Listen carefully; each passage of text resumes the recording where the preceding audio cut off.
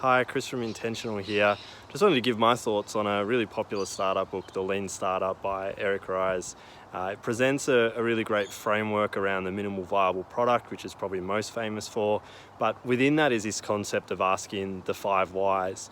And I found that really useful for getting to the next level for us as a strategic agency and not just be purely focused on a bottom of the funnel result. And in particular, I guess growing from being a performance-based agency where in 2014 and 15, clients purely wanted to use intentional services to deliver just a return on ad spend. And so we would move our budgets towards the campaigns that delivered that very best return on ad spend.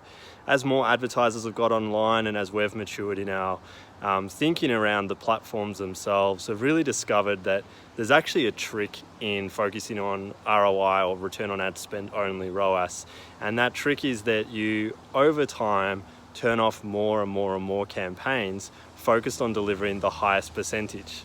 Now, the truth is you reach more people, yes, that percentage is going to be lower. The lie in that is to say, well, we should only spend on the campaigns that are delivering us our return on ad spend target.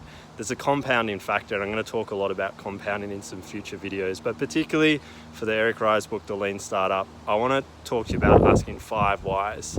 And so here's an example for us. We've got a client that we've been working with for over 12 months, and we started seeing that their return on ad spend was dipping. So we asked why, and we could see that it was a particular campaign. So we asked, well, why it was that campaign? Well, there was a particular piece of ad creative that had been working that had stopped working.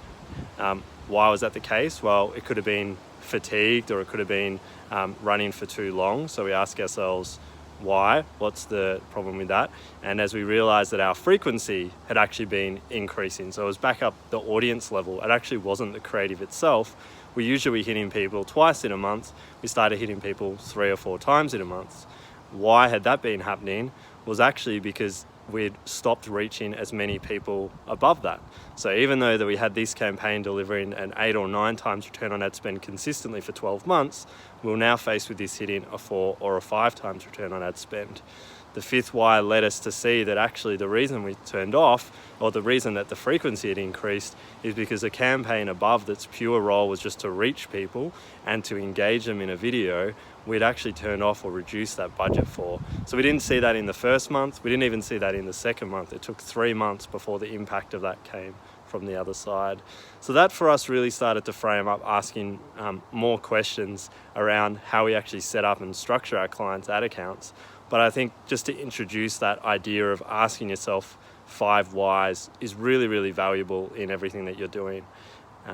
Hope that's been of value. Love to hear in the comments anyone that's taken out other learnings from using the 5 why frameworks. Thanks for listening.